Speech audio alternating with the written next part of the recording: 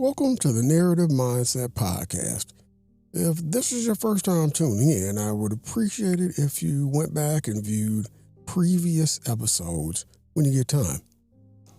So I hope everybody is doing good today.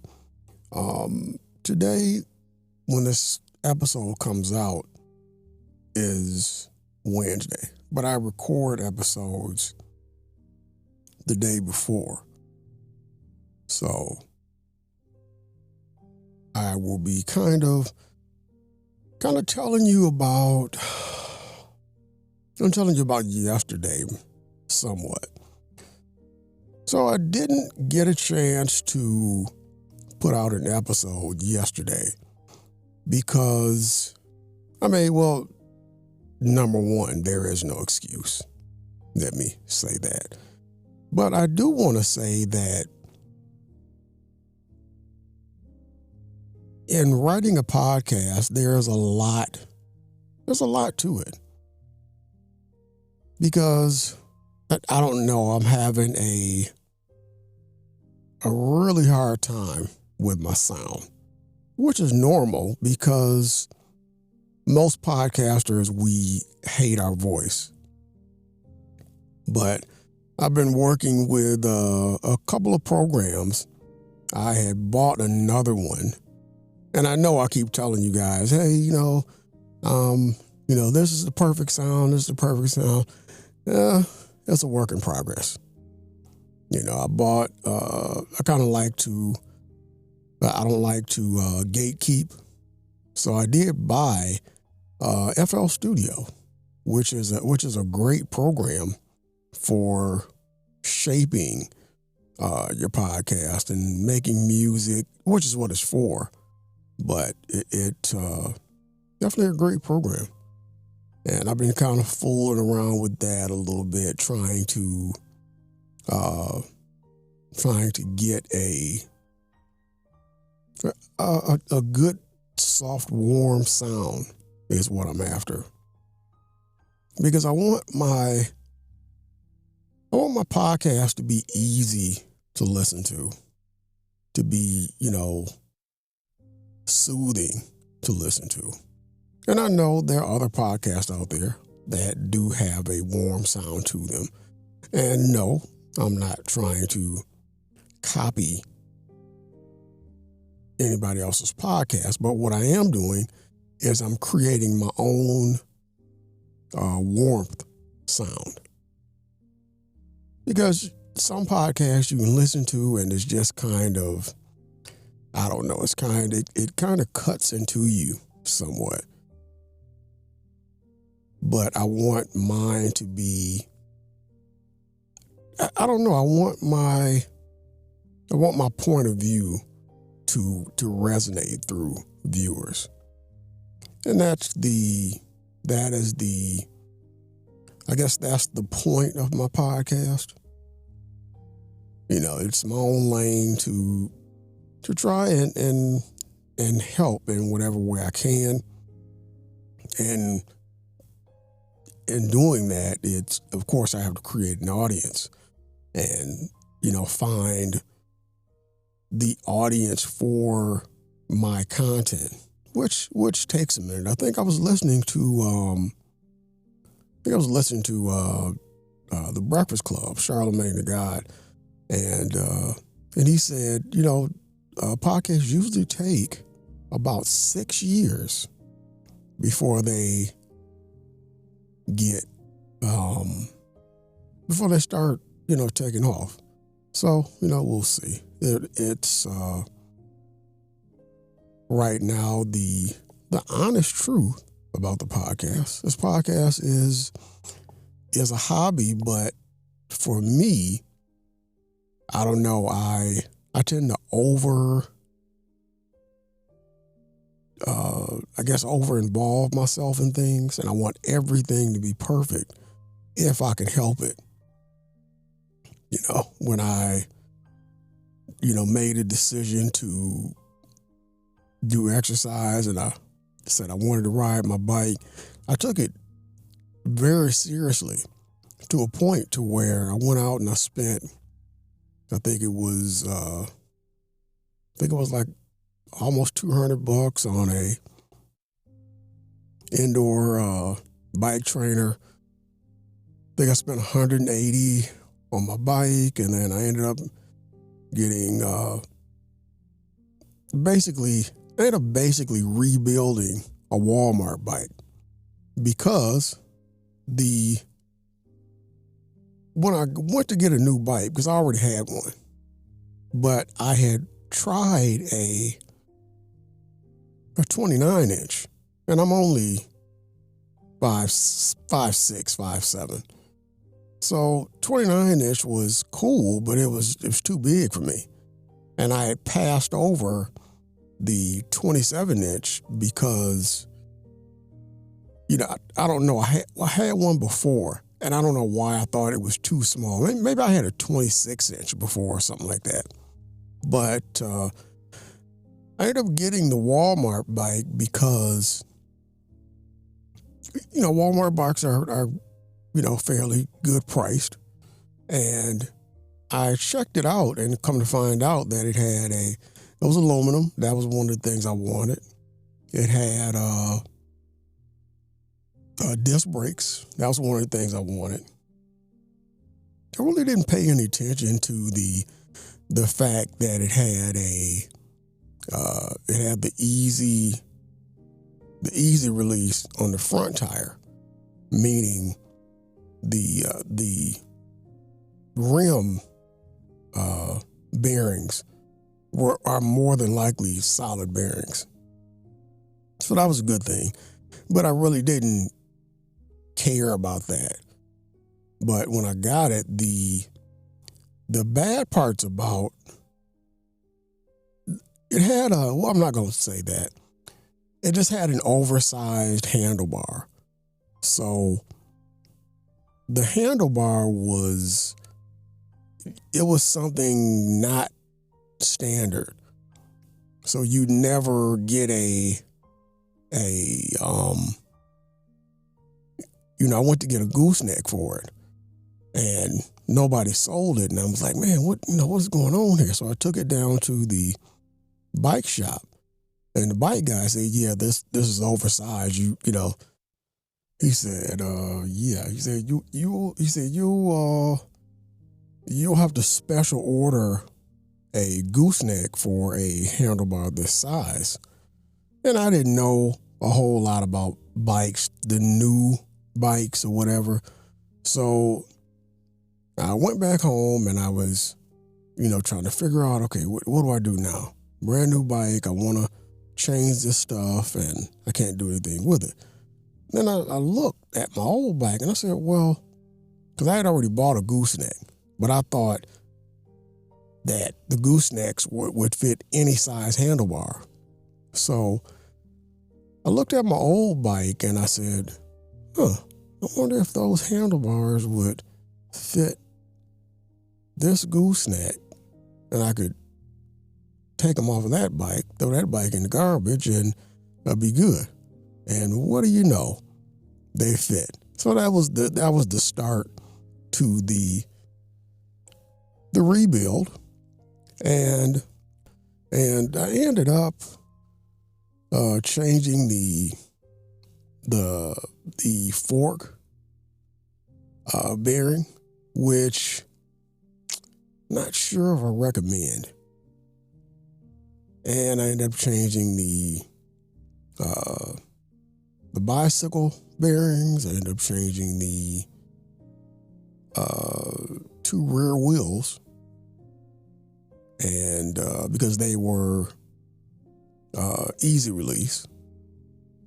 And then what else did I change? I think I changed the seat and the pedals. And that was it. So, but my point is that when I decide to do something, I really, really get into it and I get obsessed with it until I get it to where I want it to be. And don't get me wrong, the bicycle, of course, was my own benefit. It wasn't anything that I thought I was going to to turn into a business or make money off of it or whatever. Although I did have an idea. I had an idea like, I could redo this exact same bike if there was a demand for people wanting the exact same thing that I have. I could just redo it. I thought about that, but it wasn't, there's a market for it, but it's more of a professional thing, not a backyard type thing in which I would do. I would just for me, I would figure out a rate where I made a little bit of a profit, and then I would tell regular people who were trying to get into the biking thing what I did, and I could provide a service for you for, X amount of dollars where, you get a finished bike and I make, a small profit, and it would have to be worth me, doing the work. And that was all I thought about. But it was just an idea, nothing that nothing that I really even stuck with or even, thought about or anything like that. But, not to spend too much time on that. My point was that when I do something, I tend to get obsessed with it. And that's just, one of the things that I do. But, and this podcast it's the same way. I started this podcast with a HyperX USB microphone. And then I didn't like the sound, so I ended up getting a what's the name of that other mic? Can't think of the mic, but it's a pretty good mic. And I had a little mixer with it, the XLR cord and everything. But I was still chasing a sound that you only get with you got to put in some work and get, you got to spend a little bit of money or hire somebody, so, and I like doing things at home. It's fun. Doing a podcast is it's fun if, if you have that kind of disposable income. And I want to make it real clear. I don't have that disposable income. I have a credit card, so I can, kind of delay the pay. So kind of get a little willy-nilly with it every now and then. But for the most part, I am responsible with it. And I don't know, I have this thing. I've always had this thing since I moved out on my own, that it's just this fear of, is this a fear of failure? And that's why I work so hard. I have people asking me about, why I don't do anything, why I just work and go home. But it's because of that fear of failure. It's because of that fear of, getting evicted, the fear of, being homeless, the fear of, just not having, or just being in a bad situation. And that's what has kept me going, the entire time that I've been here in Detroit. And when I was in Kalamazoo. But I want to say real quick, the worst thing that Kalamazoo did to me was Kalamazoo gave me a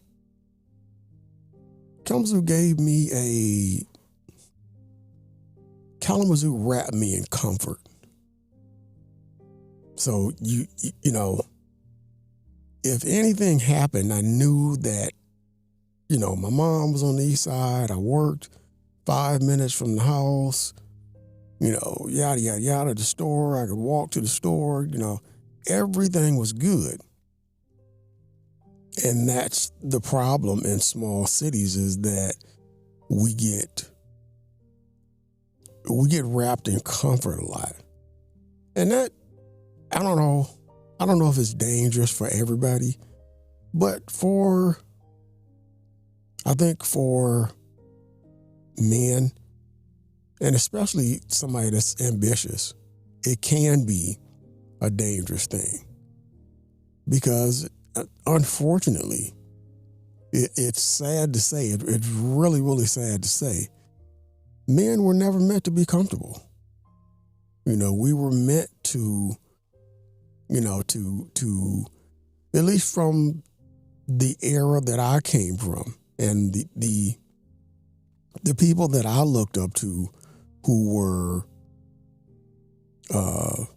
who I respected as men, it was just, you just made it happen. I mean, if you figured out a way, and that was just the thing around that era, is like men, a big thing with men is that men suffered in silence. You weren't vulnerable, and you didn't bug other men. You would ask, and when you did ask, you made sure that it was like a major thing. Like, like you tried everything else and you had no choice but to ask, somebody else for their assistance, another man for his assistance. But when he gave it to you, you just figured it out. I remember working on my first car, and there was this guy next door. He had just got out of prison, but he was a cool dude. And he was sitting on his porch, and I was over there working on my car, and I swear I went and asked him 30 questions on how to do brakes. But I got it done, and I kept at it, and I helped him with some things also, because he would, he had been to prison. I think he had been in prison for some time, but he got out, and he was definitely a cool dude. And I used to talk to him and ask him a bunch of questions. And I believe I gave him, I think I was able to breathe life into him, to give him somewhat of a purpose, because he was in prison for a while. And I keep saying that, but unfortunately, he was telling me that, I think it was somewhat of I've been in prison for this time, and people needed me. I had a purpose when I was in prison. And then I think when he got out, it was like, I don't know anything about this stuff, because he was like, I remember he looked at me real strange when I was over there washing my car one day. And then I went and put some Armor All on the tire. He got off his porch and walked all the way over to my tire. I'm like, man, what is that you put on your tire? And I'm looking like, Armor All. Like, dude, it's not Crisco. And then I thought about it. I said, oh, in my mind, I'm thinking, oh, okay, I get it. He just didn't know. He literally didn't know, about Armor All. I'm not sure how long he had been in prison, but he just didn't know. He was that removed from society, because afterwards I had to teach him what Armor All was and explain to him what Armor All was, because I'm not sure what they used when he was out, before he went to prison. I think it was, I'm assuming, I know my dad used to tell me that they used to paint the tires black with spray paint. So maybe that was it. I'm not sure. I'm not going to put any words in the guy's mouth. But it was amazing to see somebody who was that removed from society and didn't know. But me being the person I am, I was always a person who, as a kid, I always asked questions, and I was always looking to learn more. Later in life, I would find out that my curiosity was a little bit more complicated than even my mother thought. My curiosity was complicated to a point to where I can wait years, 20, 30 years, and it's like a bunch of puzzles that I just categorize in my head until I get that final piece, and then I'll put it all back together and say, oh, okay. Now I understand that. And that's the way I am. And I actually just found that out recently in the last couple of years, because I really didn't understand it at first, because I don't know, I guess I didn't really pay much attention to it.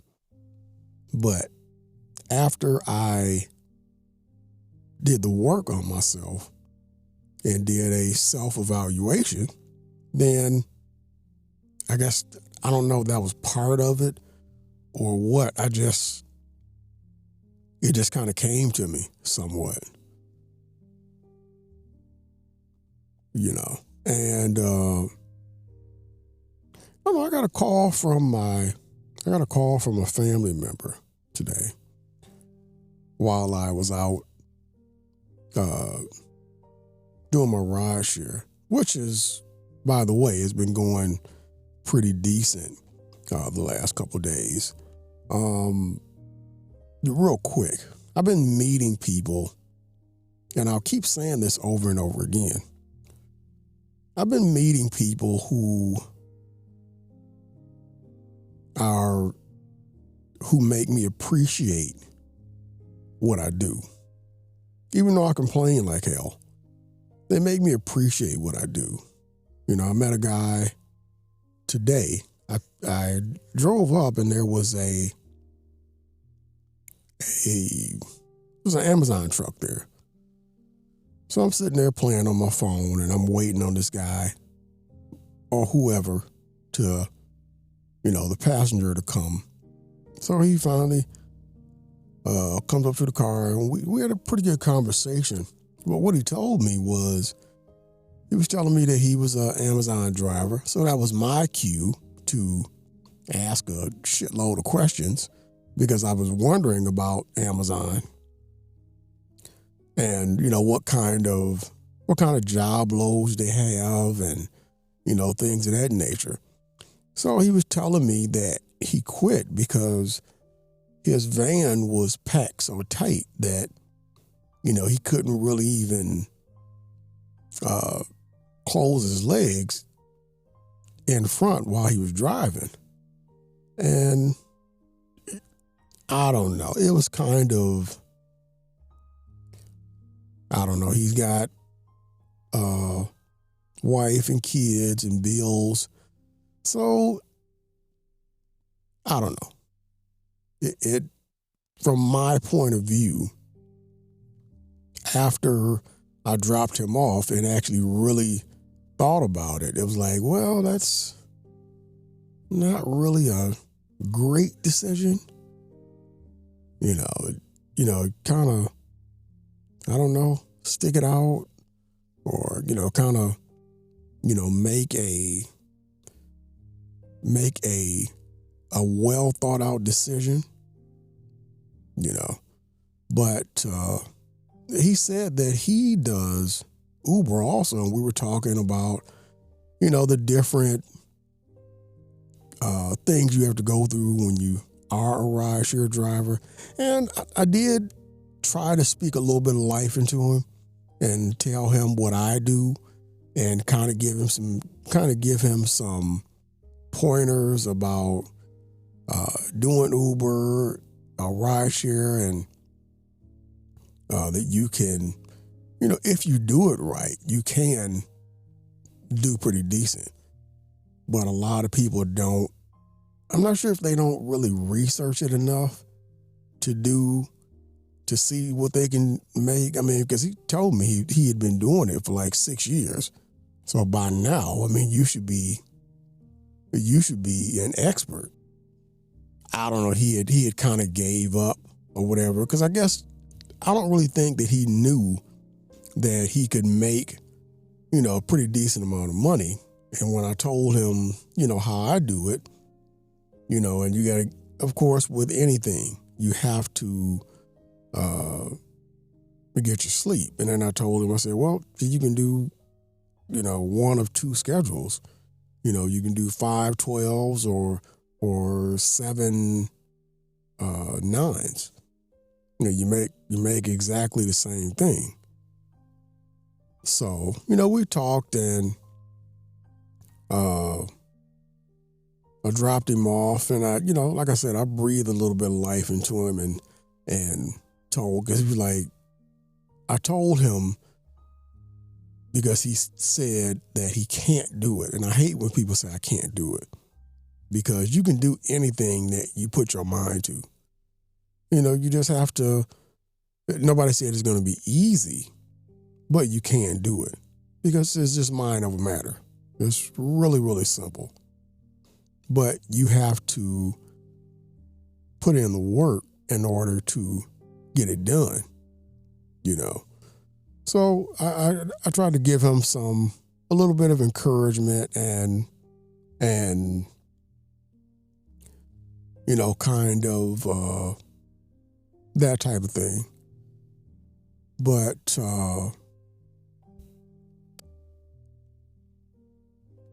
I talked to my cousin earlier, because I was doing rideshare, and she had called me from a number I didn't know, and I ended up answering it, because I usually don't do that. But I was talking to her, and she was telling me about some of my family members in Albion, Michigan, which is a really small town. It kind of reminds you of Benton Harbor, Michigan. Real small. My mother's family, they grew up there. My dad's family, they grew up there. So I'm probably related to the entire town. But it's okay. I could never live there because they don't have a mall, nothing like that. So I was talking to my cousin, and she was telling me about my Aunt Lori. My Aunt Lori and my Uncle Honey, their house in Albion was the party place in Albion. If you ask anybody in Albion if they know Lori and Honey, that going to their house was better than going to the movies, because that's where everything was going on. Always party people. always. But she was saying that my Aunt Lori wanted to, her son, I call him Moose. His dad called him Moose his whole life. Called his brother Knife. But he was saying that he wanted to throw a party and had rented a hall and all this other stuff, which is, it's hilarious because Alabama is so small and he rented a hall, but the people who will probably show up to the party at the hall are the same people who show up to their house every single day. So it's like, dude, this doesn't make sense. But if that's what you want to do, you do you. But so my cousin, she has a habit of throwing me into everything. Like, well, I'll go, my cousin Jermaine, if he comes, I'll do this. If my cousin Jermaine, if he does this, I'll do this. If my cousin Jermaine does it, I'm like, dude, stop throwing my name and all that stuff. Because me personally, the minute I did the work on myself, and particularly I started to love myself, then in loving myself, it comes with being in love with yourself. And that comes with knowing, that you shouldn't be around certain situations and certain people. Yeah, there's nothing against them. Family members, nothing against them. But it's just certain situations I don't want to be in. And I love my peace here at home, or I go out and drive my car, or go here, go do something I want to do, yada, yada, yada. But I don't want to go somewhere like we usually do. And we'll go, down to my Aunt Laura's house and, we stand around, play cards or barbecue. It's like, dude, I could go up the street. I just left GNC just half hour ago. I could get, they sell a full rack of baby back ribs, barbecued and everything for, I think, $11. I mean, it's like, it's not a big deal to go get some barbecue. I'm not, driving an hour just to sit out in the front yard and barbecue with a bunch of people that I can talk to on the group chat. That was just crazy. And I had to explain to my cousin because she's hung up on this thing of,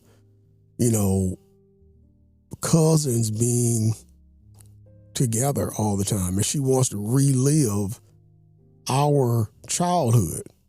And you just can't do that, because when we were growing up, we had a main reason for getting together, and that was our grandmother. And that was the reason we all came together because of her. You came together on Mother's Day. You came together on this holiday. You came together on this holiday, whatever. But you also have to understand, nobody had families. Nobody had grandchildren. Nobody had nothing. So you had no other choice to do it. But now, I keep trying to tell my cousin that everybody has, kids and grandkids and careers and all this other stuff. So, they have, more than likely, they have their own matriarch within their new family through marriage or whatever that they're drawn to, the same way we were drawn to my grandmother. And there's nothing wrong with everybody going in separate directions, but I was trying to tell her that my point was, it makes no sense for us to get together to stand around when, you know, we could tell each other the exact same conversation on the group chat that we're on. You know, and it is not even a big deal. You know, but at times people will take that and they will turn around and try to make it seem like, you know, you're mad at the family, or you don't want to see the family, or you have some type of an obligation to the family. We're all grown. Nobody has an obligation to anybody. You know, you have an obligation to yourself to make sure you succeed in life. You have an obligation to, you know, to your wife and kids to make sure that you're, you know, the person that you're supposed to be. The only people you have an obligation to. You know, everybody else, it doesn't really matter. You have an obligation to, I would say your mom, but you really don't have an obligation, you know, because you're grown. But that's enough of me yapping and telling my story. I will be reading you a small story. The Towel of a Flat Sock. Have you ever noticed the small things? I don't mean the obvious small things, like a pebble on the sidewalk or a crumb in your shoe. Those things count too. I mean the things that hide in plain sight. The things you walk past every day without ever really seeing. Like a sock lying flat on the kitchen floor, or a chair that wobbles just slightly every time you sit down. But you never thought to fix it because maybe it's part of its personality. It's strange how we overlook the ordinary, how we rush past, always looking for something bigger, brighter, more important, while the subtle absurdities pile up unnoticed. We forget that life is not just the grand events, not just the weddings, the funerals, the first dates, and the last phone calls. Life is in the quiet, in the flatness, and the small imperfections, and yet we often ignore them. I'm thinking about noticing right now, about what it means to notice, to pay attention to a single sock, or a puddle, or the way a leaf trembles in the wind. Because noticing is not just seeing. Seeing is easy. Anyone can see. But noticing is different. Noticing is patience. Noticing is humility. Noticing is surrendering, if only for a moment, to what is, rather than what you want it to be. And there's a kind of absurdity to it. If you really notice, you'll see the ridiculousness of it. The universe doesn't care. The trees don't care. The lampposts don't care. Even the people around you in their tiny little dreams are mostly concerned with nothing. And yet here you are, noticing. And maybe that noticing is enough. Maybe that noticing is the point. I think about small things a lot. Cups with chips in them, doors that squeak, pigeons that stare at you like they know your secrets. And in these things, I see reflections of life, subtle, quiet reflections of the absurdity and impermanence of everything. And that reflection makes me laugh sometimes. Sometimes it makes me feel a little sad. Sometimes it just makes me aware. Awareness is the first step. Awareness is noticing the flatness of things, the crookedness, the imperfections, the way the world doesn't line up the way you expect it to. And then maybe The second step is acceptance. Acceptance that life is messy, that socks are flat, that chairs wobble, that the cat will knock over the vase and it will shatter, and you will sweep it up and continue on. Acceptance is quiet. Acceptance is not giving up.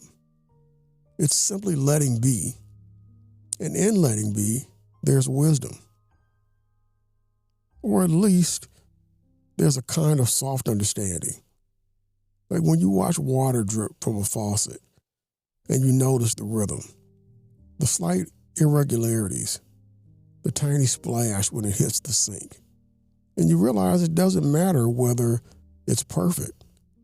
It doesn't matter whether it's clean. It just is. And in that just is something beautiful, if you let yourself see it. I'm also thinking about failure, not the big failures, though they matter too. I'm thinking about the small failures, the unnoticed ones, the sock that disappears in the laundry, the toast that burns because you weren't paying attention, the email you never sent. These little failures pile up, unnoticed, and shape the texture of life just as much as the big ones. And yet, they are strangely poetic. They remind us that we are alive, that we're trying, that we're imperfect. Humor is part of this too. There's always humor in noticing. There's always absurdity. Life is ridiculous. The universe is ridiculous. And the only sane response is laughter.